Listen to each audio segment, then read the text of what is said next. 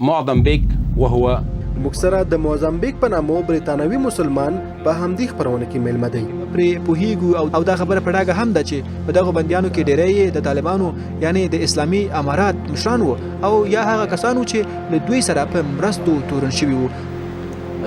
طبعا يعني لکه څنګه چې تاسو د امریکایي ځواکونو د ظلمونو او شکنجې څخه یادونه وکړه او بیلګې مو هم بیان کړې چې بندیان به یې د لمانځه او خپلو دیني شعایرو پر ځای کولو ته نه پرېښودل، خو مسلمانانو به بیا هم خپل دیني شاعر هلته ترسره کول او که څنګه؟ آیا دغه کار پر امریکایي ځواکونو کوم اغیز درلود او که نه؟ يعني هذا السؤال يعني عميق ومهم جدا. في بداية الحبس هم كان بين للأمريكان. أنا حقيقة درست القانون في بريطانيا. أنا كنت ما په انګلستان کې قانون لوستی او ښه مې لوستی. زه پر هر څه پوهیږم چې هغوی د بندي حق بولي. بسم الله الرحمن الرحيم. اهلا وسهلا بكم. سلامونه، یقین خبري چینل ته ښه راغلاست. په دې خپرونه کې د ګونتنامو له زندان څخه د آزاد شوي یو بندي قرباني یو. په تیرو لسیزو کې د امریکایانو وحشتونه ټولو ته څرګند وو او د ګونتنامو زندان د داسې کسانو د ساتلو لپاره جوړ شوی وو چې په خپلو هیوادونو کې د اسلامي حاکمیت لپاره هلې ځلې کولې او د همدې موخې لپاره یې قرباني ورکولې. د افغانستان د اسلامي امارت یو شمیر مشران او له نورې نړۍ ګڼ شمیر اسلام پال مسلمانان په دغه کرغیړن زندان کې د اوږدې مودې لپاره زنداني وو، خو له شل کلن ځنډ وروسته نن ورځ د ټولو مسلمانو بندیانو د ازادۍ په لړ کې معظم بيك وهو موږ سره د موزامبیک په نامو بریتانوي مسلمان په همدې خپرونه کې میلمه دی. نوموړی به له موږ سره له نیول کېدو څخه بیا په زندان کې د اوږدې مودې لپاره د امریکایي ظلمونو او بېلابېلو کړاوونو او بیا تر ازادۍ وروسته خپلې کیسې او تیر شوي غیر انساني چلند په اړه خپل نظر را سره شریک کړي. د یادونې وړ ده چې نوموړي په زندان کې د تیر کړي ژوند په اړه د نړۍ په بېلابېلو برخو کې له ګڼ شمیر رسنیو او خلکو سره مرکې کړي دي او په همدې لړ کې نن ورځ د یقین نیوز چینل سره هم میلمه دی. ښاغلی معظم بیک، ښه راغلاست. اهلا وسهلا بكم. الله يبارك فيك. جزاكم الله خير. شرفا لي. بداية کو د ګونتنامو په زندان کې د بندي کېدو او ساتل کېدو کیسه راته وکړئ. 2001 جئت الى افغانستان الى کابل بالذات مع عائلتي. په 2001 میلادي کال کې چې تر دې مهاله په افغانستان کې اسلامي امارات واکمن وو، زه او کورنۍ مې له برټانیې څخه افغانستان کابل ته راغلو ترڅو دلته د افغان ماشومانو لپاره یو اسلامي ښوونځی پرانیزو. د کابل په وزیر اکبر خان سیمه کې مو له نورو خلکو سره الحمدلله ګډ سوله ژوند کوه، خو پر افغانستان له برید وروسته د پاکستان پر لور روان شو. موږ په داسې حال کې پاکستان ته ورسېدو چې د لارې په اوږدو کې مو بمبارۍ، وژنې او د خلکو بې ځای کېدل او کډوالۍ په خپلو سترګو ولیدلې. د 2002 میلادي کال د جنوري په 21 د شپې مهال د پاکستاني استخباراتو ISI او امریکایي استخباراتو CIA له لوري په پاکستان کې په خپل کور کې داسې مهال ونیول شو چې زه د خپل کورنۍ د غړو په مخ کې پر ځمکه سملولم، لاسونه مې تر شا وتړل او پښې هم را وتړلې، پر سر یې توره کڅوړه راکش کړه او په داسې موټر کې کېنولم چې د امریکایي استخباراتو CIA 2 تنه پکې وو. وضعوا كيس على رأسي. هغوی په انګلیسي راته وویل ته به یا دلته او یا هلته په ګونتنامو کې زموږ پوښتنې ځوابوي. بیا یې د پاکستاني استخباراتو یوې نظامي اډې ته بوتلم. 3 اونۍ پوښتنې راڅخه کولې. بیا د امریکا له لوري له پاکستان څخه د افغانستان کندهار ته ولېږدول شوم. شاوخوا 6 اونۍ هلته وم. وروسته بیا د کابل په باګرام او 2 کاله بیا په ګونتنامو کې بندي وم. موږ اورېدلي وو او د رسنیو راپورونو او څېړنو هم دا څرګندوله چې د ګونتنامو زندان د امریکایانو لخوا د مسلمانانو د ځورولو، کړولو او د دوی له غوښتنې سره سم هغوی د لمنځه وړلو لپاره جوړ شوی دی. په دغه زندان کې یو بندي انسان هغه که جنګیالی وي او یا هم که مجرم، خو د حقوقو هیڅ درناوی نه کیږي. طبعا سمعنا عن سجن غوانتنامو ويعتبر على حسب د ګونتنامو زندان رښتینی بڼه څه ډول وه؟ تاسو په خپله له بندیانو سره د امریکایانو ناوړه چلند او د هغوی له لوري د بندیانو ربړول او ځورول ولیدل. که څه هم موږ به په انځورونو کې بندیان لیدل چې عادي تګ او سم تعامل یې نشو کولی، خو هلته حقیقت څه و؟ د دغه زندان په اړه مو انګیرنه څه وه؟ يعني هذا السؤال يعني عميق ومهم جدا. في بداية الحبس هم كان بين الأمريكان أكثرهم ما يعرفون عن شيء. ستاسو پوښتنه ډیره ژوره او ډیره مهمه ده. هلته پیل کې ډیری امریکایانو د اسلام په اړه هیڅ پوهاوی نه لرل. ځینې په لومړي ځل هلته راغلي او ځینې بیا په لومړي ځل له مسلمان بندیانو سره مخ شول. هغوی ته داسې ویل شوي چې دا د تروریزم پر وړاندې جګړه ده. یوازې القاعده ډله نه بلکې ټول مسلمانان د خپل اسلامي عقیدې له مخې د دغه ډول کارونه کولی شي. همدا لامل و چې موږ به په لومړي ځل ولیدل چې هغوی قرآن کریم زموږ د سترګو پر وړاندې راښکته کړ او په چټلیو کې وغورځوه او بیا یې امتیازې پرې وکړې. له هغه وروسته یې په چاړو او قیچیانو زموږ جامې څیرې کړې، موږ یې بربند کړو، د کیمرې مخ ته یې ودرولو، انځورونه یې راڅخه واخیستل. دوی زموږ ږیرې راوخیرلې او موږ هغه لوی شخصیتونه چې د روسیې پر وړاندې په میړانه جنګېدل او ځینې نور هغه پیاوړي کسان چې دلته بندیان وو د دغه حالات او دیني اشعارو د سپکاوي په لیدو سره د ماشومانو په څیر ژړل. دا ځکه چې د خپل دین سپکاوی نشو زغملی. وضعیت داسې خراب شو چې که د په هنداره کې کتلی وای ځان به دې نه وای پیژندلی، ځکه ګیري او د سر ویښتان یې راوخیرل. دا هر څه له موږ سره د مسلمانانو په خاوره افغانستان کې وشول. د اذان او جمع لمونځ ته یې نه پرېښودلو او په ځانګړي ډول په باګرام زندان کې مو هیڅ غږ نشو پورته کولی. قرآن مو په لوړ اواز لوستلی نه شوی. هر څه راباندې بند و او امریکایانو به راته ویل تاسو د حق نه لرئ چې اذان وکړئ او په جماعت لمونځ ادا کړئ، تر دې چې د روژې په میاشت کې به د لمونځ روژې نیولو او ماتولو وخت راته نه معلومېده. په عامه توګه دغه سختۍ د بندي کېدو په لومړي ورځو کې وي. اما په خپله د بندي کېدو لومړی کال نږدې ټول د تیمم په حالات کې تیر کړ. دومره اوبه یې نه راکولې چې د اودس لپاره یې بسنه کړی وای، یوازې د څښلو لپاره وي. دا او دې ته ورته نور ډېرې ربړونې او زورونې راکړل شوي، خو بیا هم الله پاک د مسلمان په توګه وساتلو. په موږ کې ځینو قرآن حفظ کړ او په موږ کې داسې کسان هم وو چې په زندان کې سم شول، ګناهونه یې پرېښودل او سمو عملونو ته یې مخه کړه. ځینې بیا داسې خلک هم را سره و چې خپله به له سختې لوږې سره مخ وو، خو بیا چې کله به خواړه راغلل او بل کس به یې د لوږې په حالات کې ولید نو خپل خواړه به یې هغوی ته ورکړل او د ځان په پرتله به یې هغه ته لومړیتوب ورکوه. دې ته ورته ډېرې داسې پیښې مې ولیدلې او امریکایانو دا فکر نه کوو چې مسلمانان دې په داسې سختو کې بیا هم زغم ولري او کلک دې ودرېږي. هغه څه چې موږ پرې پوهیږو او دا خبره په ډاګه هم ده چې په دغو بندیانو کې ډېری د طالبانو یعنی د اسلامي امارات مشران وو او یا هغه کسانو چې له دوی سره په مرستو تورن شوي وو. هغه که د طالبانو مشران وو یا عرب او یا نور هغه مجاهدین چې وخت یې په افغانستان کې تیر کړی وو. هر چا چې په خپله خاوره او هیواد کې اسلامي حکومت غوښتی د هغوی پر وړاندې یوازینی تور همدا و چې دوی ترهګر دي. فأنت تعطيه أكلك. فمثل هذه أشياء رأيت كثير جدا. والأمريكان ما كانوا يظنون أن المسلمون سيقفون بتوكل على الله في هذا الوقت في هذه المهانة بهذه الطريقة. ما نعرف عن وهو الواضح أن امریکایي مسؤلینو او ځواکونو له بندیانو سره هلته څه ډول چلند کوو؟ آیا د افغانانو او نور مجاهدینو یا عربو او نور مشرانو او یا هم عادي مجاهدینو ترمنځ یې هغوی توپیر کوو که نه؟ ځکه په بندیانو کې ډېری عام خلک هم وو، له دوی سره یې چلند څنګه وو؟ آیا د خبرو اجازه یې ورکوله؟ شکنجې یې ورکولې او که څنګه؟ هو أنهم إرهابيون. فيقول الله سبحانه وتعالى في كتابه العزيز: يا أيها الذين آمنوا كونوا قوامين لله شهداء بالقسط ولا يجرمنكم شنآن قوم على ألا تعدلوا اعدلوا هو أقرب للتقوى. فهذا لابد أن نكون منصفين حتى مع العدو. يعني للمسلمين لابد أن ننصف حتى في العدو. الله جل جلاله په خپل کتاب او قرآن کې فرمایي: ای هغه کسانو چې ایمان مو راوړی، تاسو د الله لپاره پر حق ټینګ ولاړ اوسئ چې په انصاف شاهدي ورکوئ او له کوم قوم سره کینه باید تاسو دې ته ونه هڅوئ چې عدل تر پښو لاندې کړئ، بلکې عدل کوئ، ځکه دا تقوا ته ډیر نږدې ده او له الله وویریږئ. بېشکه الله پر هغو کارونو ښه خبر ده چې تاسې کوئ. له همدې امله باید موږ د دښمن پر وړاندې عادل واوسو، ځکه مسلمانان یو.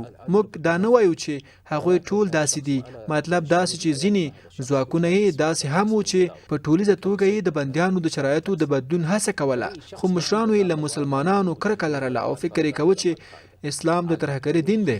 هغوی کله ناکله په قرآن کریم کې هم لیکل کول چې اسلام د ترهګریز دین دی. د لارو په نوم یو ټیکسي چلونکی چې نه یې له مجاهدینو سره اړیکه لرله، نه له طالبانو او نه له القاعده سره و، خو دا کس یې 15 ورځې داسې راځوړند کړ چې لاسونه له دروازې سره تر سر پورته ور وتړل. که څه هم زه په پښتو نه پوهېدم، خو هغه په پښتو جغې وهلې او درملنې ته یې اړتیا لرله. لاسونه یې په قفس پورې تړلي وو چې وروسته همدا ولوېد. په داسې حال کې چې ټول زور یې پر لاسونو او بیا دوی راغلل او هغه سړی یې دومره سخت ووهه چې لومړی بېهوشه او بیا یې ساه ورکړه او مړ شو. د وهلو پر مهال هغه الله الله ویل، خو امریکایي ځواکونو به ملنډې پرې وهلې او په نوبت به یې وهه چې په پایله کې هغه کس د سختو شکنجو له امله شهید شو. دې ته ورته نور ډېرې ربړونې او ځورونې هم وې او یو بل کس چې غوښتل د زندان د شا له لوري وتښتي، خو هغه یې هم تر سختو وهلو لاندې مړ کړ. فهذا الشخص توفى، مات، استشهد بهذا الطريق في السجن.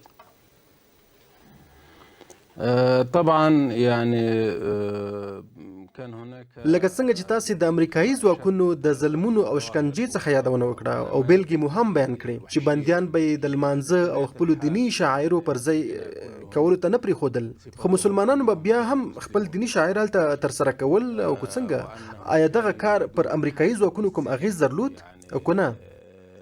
يهتمون بتلاوته وبصلاته لا شك في رد الفعل من المسلمين، يعني من الإخوة، يعني في من سبب. که څه هم مسلمانانو د امریکایي ځواکونو د هر کړاو پر وړاندې زغم کوه، خو کله به یې چې د قرآن کریم سپکاوی کوه او بندي ته به یې لومړی د قرآن کریم د ورکولو هیله ورکړه، خو بیا به یې د هغه په مخ کې په لغت ووهه. نو ځینو مسلمانانو به له هغوی سره د ټکر کولو هڅه کوله. له موږ سره د نړۍ د بیلابیلو هیوادونو خلک وو. كرة القدم، يعني الولايات المتحدة الأمريكية تدعي دائما أنها وراء أنها تحترم. که څه هم امریکایانو غوښتل چې ټوله نړۍ آن کو د لویدیځو قوانینو خلاف هم وي په خپل واک کې راولي او له خپلې خوښې سره سمه واکمني ورباندې وکړي. له همدې امله امریکا چې نن ورځ پر نړۍ کې هر وخت او هر څه وغواړي ترسره کوي او دا کار یې د ټولو نړیوالو قوانینو خلاف دی. امریکا متحده ایالات دا ولري چې دوی د بشري حقوقو او انسانیت ته درناوی کوي او نور هیوادونه یې په دغه حقوقو ماتولو او نه پاملرنې تور نه وي. لکه په اسلامي امارت چې د یهودو لخوا دا تور پورې کیږي چې اسلامي امارت د بشر حقوق تر پښو لاندې کوي. د یو بندي په توګه ستاسو نظر په دې هکله څه دی او دغه موضوع مو آیا کله له نورو امریکایانو سره څېړلې ده چې ستاسو دغه دعوه چې د بشر د حقوقو په هکله یې کوئ دا له یو بل سره په ټکر کې ده؟ نو د هغوی نظر او ستاسو نظر په دې هکله څه دی؟ شيء كيف كان ردهم أو كيف كان تصوركم أنتم؟ أنا حقيقة درست القانون في بريطانيا. أنا كنت يعني ما په انګلستان کې قانون لوستی او خمې لوستی. زه پر هر څه پوهیږم چې هغوی د بندي حق بولي. معنا دا چې که یو څوک په کوم تور نیول شوی وي خو جرم پرې ثابت نشي، سملاسي باید آزاد کړی شي. خو هغوی د بندیانو د جرم د ثبوت او نه ثبوت په اړه خبرې نه کولې، بلکې ویل به یې ته جنگي دښمنې، ته رهګري او قانون ته یې هیڅ پاملرنه نه کوله چې څېړنه یې وکړي او د جرم د ثبوتولو هڅه یې وکړي، بلکې د ځناورو او ځنګل قانون وو چې پرته له ثبوت به یې بندیان ساتل. د څارویو حقوق معلوم وو چې که زیان دی ورته رسولی وای جریمه کېدی، خو زموږ حقوق هیڅ نه و معلوم. عدو مقاتل يسمونه enemy combatant، وهذا الشخص بهذا الصنف الجديد هذا لا يستحق أي حق قانوني. خلال اعتقالكم في غوانتنامو آیا ویل شي چې په ګوانتنامو کې له تاسو سره څه ډول ظلم کېده او په هغوی کې تر ټولو زیات له څه شي ځورېدلی؟ كسجين في غوانتنامو ما الذي أذاكم أكثر من أي وقت آخر؟ أنا ممكن أقول لكم يعني أسوأ شيء ما رأيته هو قتل الشخص أمامي. تر ټولو بد څه مې چې ولیدل هغه د یو بې وسه او ناتوانه بندي انسان وژنه وه چې هیڅ یې نشوی کولی. همدارنګه کله چې امریکایانو په 2002 کې باګرام ته بوتلم له خپلې کورنۍ سره بېخبره وم، زه یې وتړلم، بیا یې زما د کورنۍ انځورونه راوښودل او راته وویل چې آیا پوهیږې ستا کورنۍ اوس چیرته ده؟ په همدې وخت کې مې ښځینه आवाज واورېده چې په لوړ غږ ژاړي او چغې وهي. نه پوهېدم چې دا به څوک وه، خو زه یې پر دې وویرولم چې ګواکې دا ستا مېرمن ده او کورنۍ دې هم همالته راوستل شوې ده. خو وروسته پوه شوم چې هغه بل څوک وه. ځینو بیا وویل هغه پاکستانۍ عافیه صدیقي نومي بندۍ وه او ټول بندیان دغه حالات په لیدلو سره ډېر خفه شول او په زندان کې زما هم تر ټولو بدې پیښې او بد حالات همدا وو چې زه یې وځورولم. هر څه زغمل کېږي ان که وژل هم وي، خو د یوې ښځې په داسې حالات کې لیدل او د هغې چغې اورېدل له زغم څخه وتلی کار دی. دې ته ورته نورې کیسې هم وې، لکه هغوی زه په خپل کور کې وتړلم او په زوره یې په الوتکه کې کېنولم. ما د ساتونکو او سپیو قهرجن غږونه اورېدل او هغه ډېر د ویرې حالات وو چې ترڅنګ مې یو کس راڅخه پوښتنه وکړه چې وروره ته د کوم ځای یې؟ ما ورته وویل چې زه د برطانیې یم. هغه راته وویل چې تا د ماښام لمونځ کړی؟ ما وویل نه. هغه بیا راته وویل اوس ماښام دی او لمونځ وکړه. موږ چې دا خبرې کولې نو یو امریکایي راغی او زما په غاړه یې چاقو راکېښود چې که دې بیا خبرې وکړې مرۍ دې پرې کوم. په همدغه حالات کې هغه بل ملګري الله اکبر وویل او لمونځ یې پیل کړ او دا زما لپاره د ډاډ او سکون حالات وو.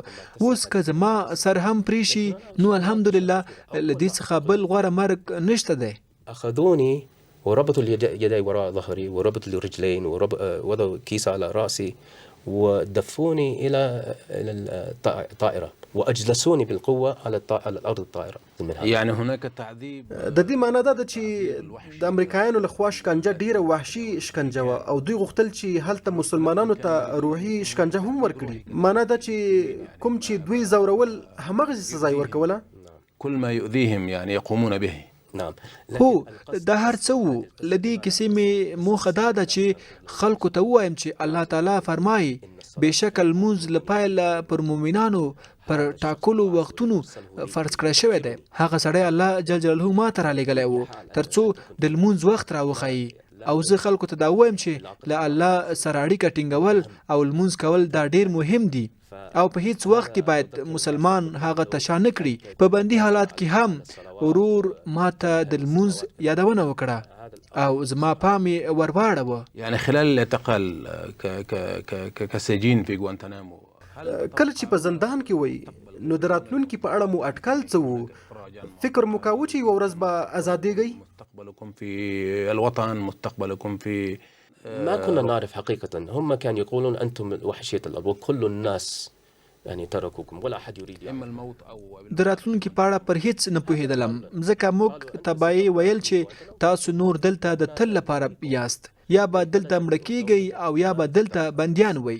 هلته کوم قانون نه و او دوی به ویل چې ستاسو دولت دلته مداخله نشي کولی ځکه چې د زندان لپاره یې کیوبا غوره کړې وه تر څو هیڅ څوک یې په کارونو کې لاسوهنه ونه کړي او هیڅ قانون هم پر بندیانو پلی نشي. یو ورور چې محمد رحیم نومیږي نږدې 20 کاله له کوم جرم پرته بندي وو. دلته ځینې کسان له لسیزو راهیسې پراته وو چې ځینې کسان بیا په داسې حال کې له خپلو اولادونو سره مخ کېدل چې اولادونه به یې لوی شوي وو او دوی به د ماشومتوب په حالات کې ورڅخه بیل شوي وو او ځینې بیا په زندان کې سپینګیري شوي وو. موجود يعني ما يقارب 20 سنة بدون تهمة، بدون محكمة، بدون عدالة، بدون أي شيء. طيب ما الذي حدث في الافراج عنكم؟ يعني د ازادېدو کیسه مو څنګه وه؟ څرنګه د ګوانتنامو له زندان څخه روغ رمټ راووتلی او خپل کلی کور او کورنۍ ته راستون شوئ؟ وعدتم إلى بيتكم وأسرتكم ووطنكم؟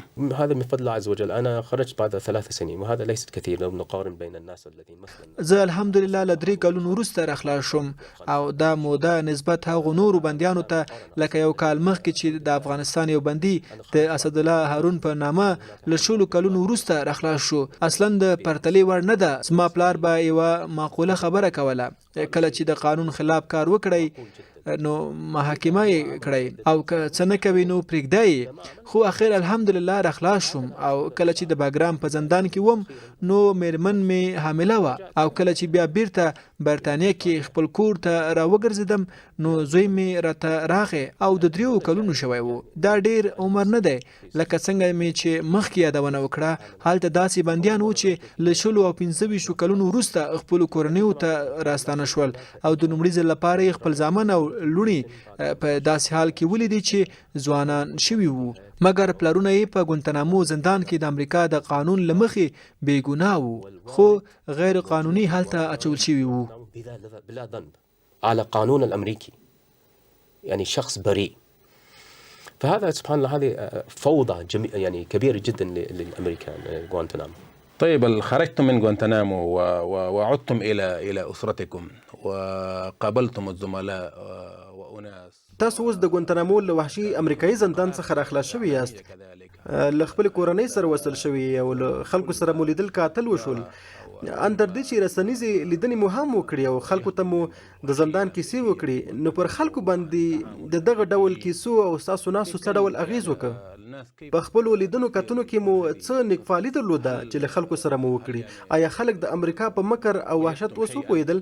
يجعلكم أكثر تفاؤلا حتى توضحون عن الوحشية الأمريكية، يعني حتى تحاورون وتقابلون أناسا حتى يعني يعرفون عن الواقع وما يدعونها الولايات المتحدة الأمريكية. نعم، نحن أصلا لما رجعت من فضل الله عز وجل قابلت أهلي. الحمدلله زه چې کله راخلاص شوم نو له خپلې کورنۍ سره مې ولیدل، له مسلمانانو سره مې ولیدل، د ګونتنامو د بندیانو کورنۍ ټلیفونونه راسره کول، چا به د خپل بندي پلار پوښتنه راڅخه کوله، چا به د خپل بندي زوی او چا به د خپل خاوند او یا به بل بندي پوښتنه راڅخه کوله. په دې اړه مې ډېر لیدنې کاتنې او مرکې وکړې. یو ورځ د فیسبوک پر پاڼه یوې باحجابه خور خط راولېږه او ویې ویل آیا تاسو د ګونتنامو په زندان کې وئ؟ ما ورته ویل هو. هغې وویل زه هم هملته وم. ما ورته وویل هلته خو ښځې نه وې. هغې وویل زه بندي نه وم، زه هلته ساتونکي یا عسکره وم. ما وویل سبحان الله، تا ایمان راوړی؟ هغې وویل هو. ما ویل څنګه؟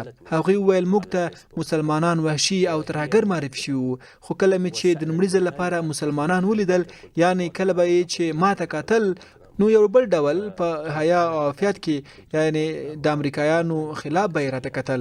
امریکایان خو به داسې وو لکه په کتلو سره چې زما له تن څخه جامې وباسي. دا مې دوهم ځل دی چې تاسو ګورم، موږ له تاسو څخه هر څه واخیستل، خو یوازینی دین مو درته پاتې دی او همدا اصلي راز و چې له اسلام سره مې پوره مینه او محبت پیدا شو.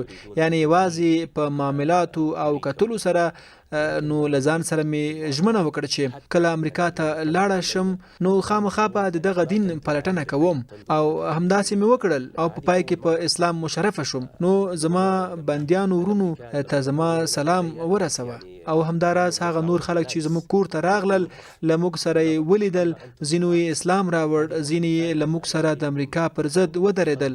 ډېری کسان په دغه کار کې ډېر خفه دي او ځینو یې اراده کړې چې افغانستان ته به راځي. نو په همدې توګه په ډیرو لیدونو او سیمینارونو کې پر خلکو زیات اغیزه درلوده.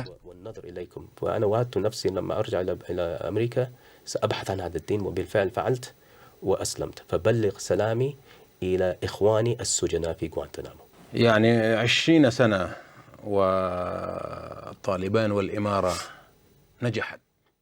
شل کاله کېږي چې طالبانو او اسلامي امارت د امریکایي یرغل پر وړاندې مبارزه وکړه او اوس مهال پر افغانستان حکومت هم کوي.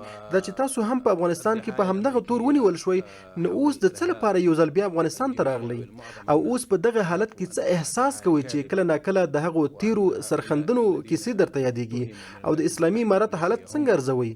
آیا داسې څوک پیژنئ چې هلته په ګوانتانامو کې له تاسو سره بندي و او اوس په افغانستان کې وي او دلته په قیادت کې وي؟ هنا في أفغانستان وسجنتم بنفس التهمة وأفرج عنكم وعدتم إلى أفغانستان مرة أخرى.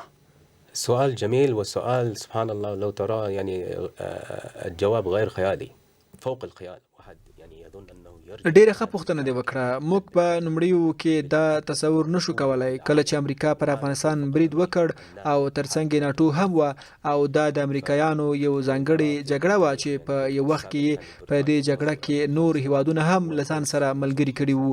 موږ چې کله په زندان کې وو او دا راته ناممکنه برېښېده چې یوه ورځ به امریکا په افغانستان کې ماتیږي او اسلامي امارات به قدرت ته رسیږي. خو کله چې موږ په ګوانتانامو کې د امریکایانو د ماتې څخه خبر شولو، تر دې مخکې هم ځینې خبرونه موږ اوریدلي وو او موږ پوهېدو چې امریکایان به نور له ماتې سره مخ کیږي او دا هغه څه و چې په واقعیت باندې بدل شول. اسلامي امارات یو ځل بیا پر افغانستان حاکمیت ترلاسه او له پخوا څخه په لا ښې طریقې او څو برابره قدرت سره، یعنی دوی په ښه قوت سره یو ځل بیا افغانستان ته راغلل او دا قدرت له لسو هغو څو چنده زیات دی. هغه کسان چې له موږ سره په ګوانتانامو یا بګرام او نورو زندانونو کې بندیان وو، شکنجه شول، وهل او ټکول یې وخوړل، خو هغوی نن ورځ بیا قدرت ترلاسه کړی دی. نو موږ له دې څخه دا درک کولی شو چې له دغه خلکو سره د الله تعالی نصرت او کومک و چې دوی یو ځل بیا قدرت ترلاسه کړ او زه وینم چې بیا هغه خلک په حاکمیت کې دي او داسې فکر کوم لکه خوب او خیال چې وینم. دا د هغو خلکو د صبر، استقامت او ثبات نتیجه وه چې په غزا او نورو اسلامي خاورو کې د اشغال پر ضد کوه. هغوی پر الله سبحانه وتعالی توکل کړی وو، نو الله سبحانه وتعالی هم د هغوی نصرت وکړ. دا چې زه اوس په افغانستان کې ناست یم، ښار پر لارو او سړکونو ګرځم، داسې فکر کوم لکه خوب چې وینم. زه چې کله د بګرام په زندان کې وم، نو هلته به مې امریکایان او د هغوی بیرغ لیده. ما داسې فکر نشو کولی چې دا وضعیت به یو ځل بیا بدلیږي او امریکایان به په افغانستان کې ماته خوري. خو نن ورځ الحمدلله دا د مجاهدین هم حاکم دي او د هغوی د بیرغ پر ځان د لا اله الا الله محمد رسول الله بیرغ رپیږي او زه خپل خوښي او احساس تاسو ته نشم بیانولی، یعنی ډیر د خوښۍ احساس کوم. طيب بعد يعني عقدين وأكثر من الكذبة الأمريكية تجاه له 2 لسیزو وروسته د امریکا درواغ چې اسلامي امارت په اړه به ویل او د دروغ خبرونه به نشرول، موږ اوس په افغانستان کې وینو چې اسلامي امارت دلته امنیت، سوله او انساني حقوق دلته حاکم کړي دي او انسانانو ته بشپړ حقوق رسیږي، د خلکو احترام کیږي او تاسو هم چې 10 کاله مخکې افغانستان ته راغلي وي او بیا د زندان کېدو له ستونزو سره مخامخ شوي وي. قبل 20 سنة أفغانستان ثم بعد ذلك واجهت اعتقالات مع الولايات المتحدة والأمريكيين. آیا امریکا اوس هم له افغانستان سره په جګړه کې ښکېل دی؟ آیا درواغ ورپسې وایي او آیا نړۍ دې ته اړ کړي چې د دوی دروغ دي ومني او نړیوال دي له اسلامي امارت سره اختلاف ولري او د اسلامي امارت سره دې تعامل ونه کړي؟ ستاسو په فکر آیا اوس هم امریکا دا ډول کارونه ترسره کوي؟ لابد هناك يعني صنف، وأنا أقول هذه أكبر صنف هناك في الولايات المتحدة والغرب بصفة عامة، أنهم الآن البته دوی له اسلامي امارات سره کرکه او دښمنی لري. دا یوازې د اسلامي امارات د نظم او دوی ته د ماتې او شکست لامل دی. یوازې امریکا نه بلکې هر متکبر او جابر همداسې وي. دې ته ورته په شوروي اتحاد په وخت کې افغانستان د مجاهدینو په نامه یاد شوی وو. او اوس په اسلامي امارات پورې وتړل شو. اسلامي امارات اوس تر هر بل جمهوریت نظام لوړ دی. دا هغه څه دي چې دوی نه غوښتل او نه فکر کوو، ځکه خو دوی له اسلامي امارات سره بغض او کینه لري، بندیزونه پرې لګوي. خو د دې هر څه سره سره تاسو وینئ چې بازارونه له خلکو او له موټرو څخه ډک دي، اخیستل او خرڅول ترسره کیږي او اقتصاد په نارمل بڼه مخ ته روان دی. تاسو وینئ چې ورځ تر بلې د نورو هیوادونو سفارتونه پرانیستل کیږي. دې ته په پام سره که څه هم امریکا نه غواړي چې له امارات سره د ښې اړیکې ولري، خو د وخت په تیریدو سره به د امریکایانو نظریات د طالبانو په اړه بدلیږي. که هغوی ونه غواړي خو بیا هم اړ کیږي چې له اسلامي امارات سره تعامل وکړي. که څه هم دوی دا نه غواړي او له اسلامي امارات سره دښمني هم لري، خو وضعیت به دوی دې ته اړ کړي چې له اسلامي امارات سره تعامل وکړي. 20 کال امریکایانو خپل ملت ته وویل چې طالبان تروریستان دي، د دوی مخه باید ونیول شي، خو اوس یې څه وکړل؟ او زما نظر دا ده چې حالات به د افغانستان په اړه د امریکایانو نظر بدل کړي. ولو ما كنا نريد ولو ما كنا 20 سنة يقولون لشعبهم أن المجاهدين والطالبان إرهابيين. الآن ماذا يقولون؟ الآن مسيطرين على البلد. فأنا متيقن إن شاء الله بعد قليل سيغيرون آراءهم إلى الأمارة الإسلامية. طيب المرحلة الطويلة للسجن والتعذيب الأمريكي ډیر ښه. د امریکایي زندان او زورونې په اړه اوږده پړاو کې دا طبیعي ده چې انسان د ژوند ټول پړاوونه غنیمت ګڼي او له یادو پړاوونو څخه ګټه پورته کوي.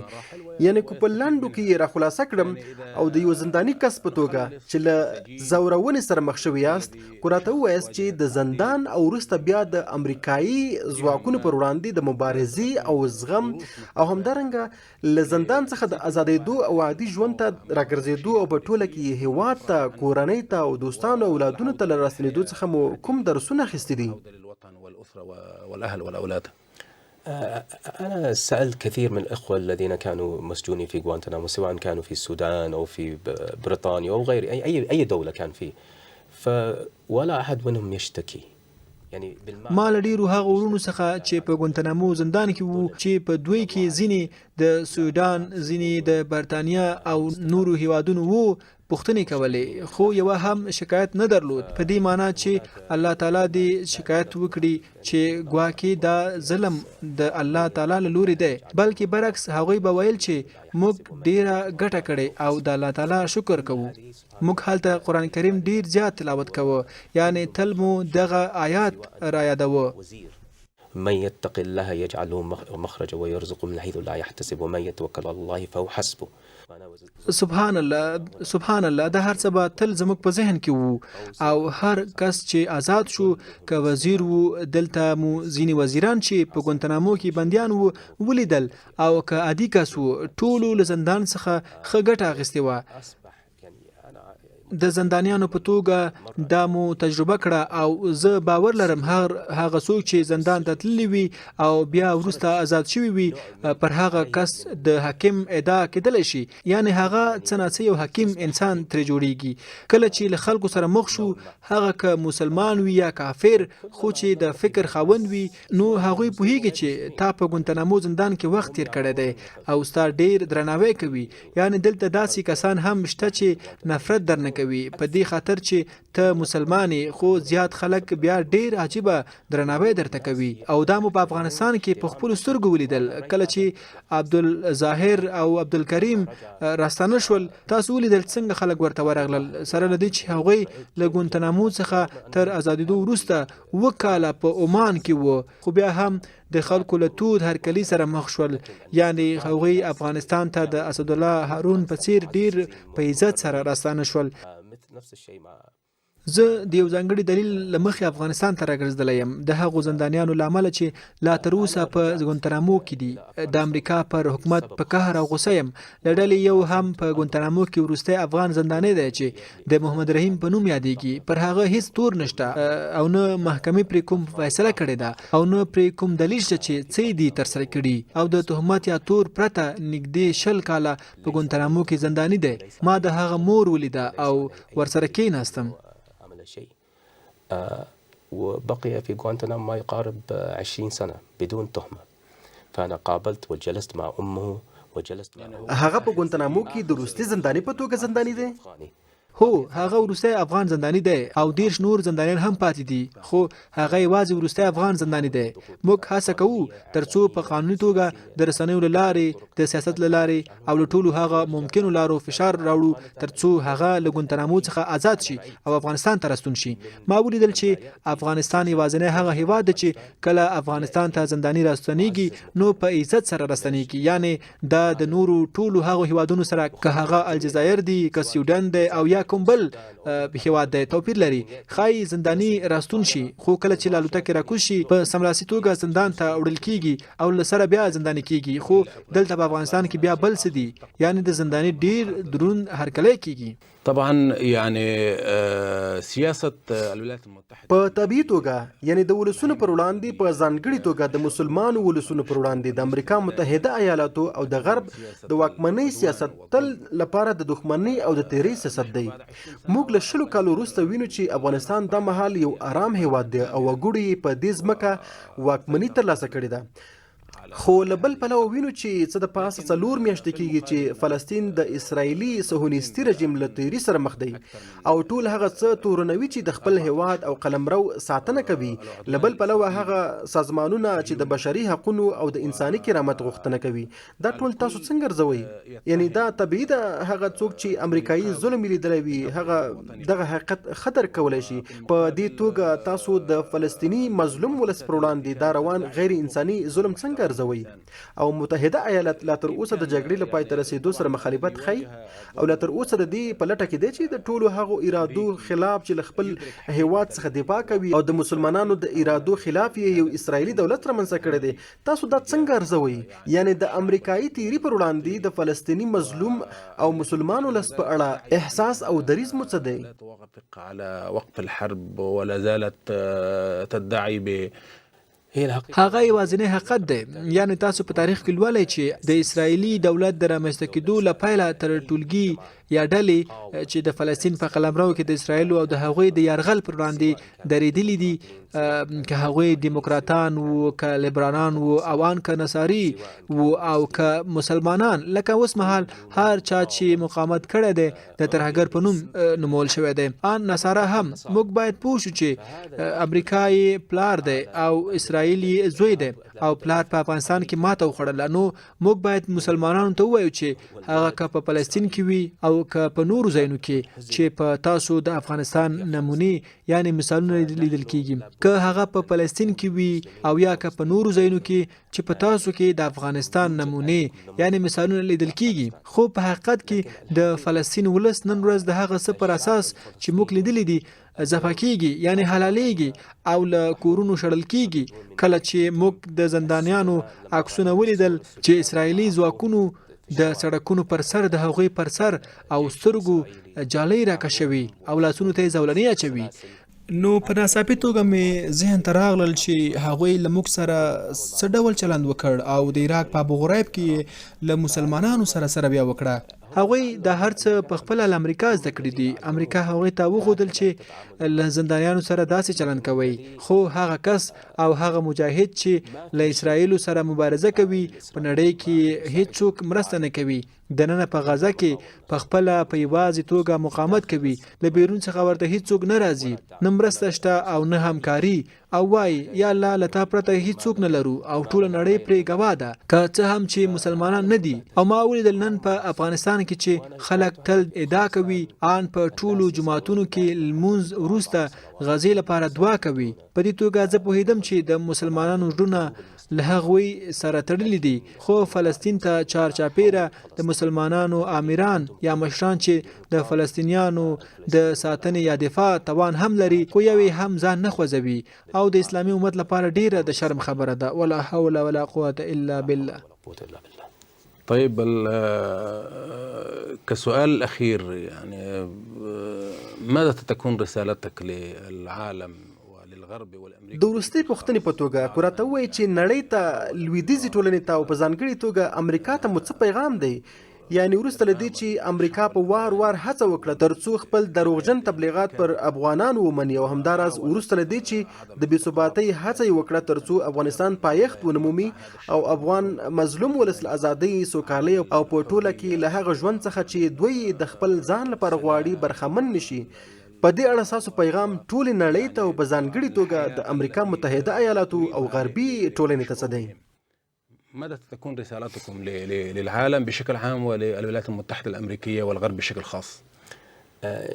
الشعب الأفغاني شعب كريم، شعب افغان ولس ډیر مهربانه ولس دی، ډیر میړنی ولس دی او زیات سپیڅلی ولس دی او که په څرګنده توګه یې ووایم افغان ولس د نورو ولسونو په څیر نه دی او امریکا دا هر څه په تجربې سره پیژندلی دي او دوی وویل چې موږ په افغانستان او همداراز په عراق کې جګړه نه کوو. هغوی په دې توګه نږدې 2 میلیونه مسلمانان وګړي ووژل او د جنایت مرتکب شول. هغوی د مسلمانانو د وینې ډیری لوی دیت په غاړه لري او په راتلونکي کې به دوی هرومرو دغه دیت چې په هر قیمت وی پرې کوي. دا چاره به هرومرو ترسره کیږي. دوهم هغوی وویل چې موږ په نړۍ کې سوله غواړو، موږ حق خوندي کوو، خو په حقیقت کې تاسو د نړۍ ستر مجرمین یې او موږ به په دې هر څه شاهد یو او موږ یوازې د بندیانو په څیر نه یو. تاسو د افغان ولس په توګه، تاسو د عراقي ولس په توګه، تاسو د فلسطیني ولس په توګه د هر څه د سر په سترګو ولیدل چې امریکا په مستقیم او غیر مستقیم ډول هر څه ترسره کړل، لکه څنګه چې همدا اوس یې په فلسطین کې ترسره کوي. هغوی امریکا او غربي ټولنې ته تاسو په عملي توګه دا غواړئ، لکه څنګه چې سبحانه وتعالی فرمایي دا د منافقت نښې دي او دا سیاسي منافقت باید روښانه او هرومرو څرګند شي. په حقیقت کې دا هر څه اوس په ټوله نړۍ کې ښکاره شوي دي، یعنی د امریکا لپاره دا سرټکی پای ته رسیدلی دی چې ګونې دا دولت د انسانیت یا د دیموکراسۍ او یا هم د حقوقو د خوندیتوب دولت دی. په حقیقت کې دا دولت یوازې د هغه څه لپاره چې په انګریزي کې ورته انټرست یا ګټه وایي فعالیت کوي او بس. هغه څوک چې هغوی یعنی امریکایان ورته اړتیا لري په زور یې له ځان سره یوځای کوي. خو دلته مسلمان ولس په پرلپسې توګه ستاسو پر وړاندې درېږي بالقوة، لكن هناك شعب المسلمة دائما يقفون ضدك. ډیره زیاته مننه کوم ښاغلی معظم بیگ دا چې موږ ته مو وخت راکړ او له تاسو سره مو مرکه وکړه. الله تعالی دې ستاسې په عمر کې خیر او برکت واچوي، ژوندي اوسئ. ډیره زیاته مننه کوم ګرانو کتونکو. موږ هم دغه مرکه له یو داسې چا سره چې د امریکایانو له تیري او ظلم سره مخامخ شوي وو پای ته رسوو.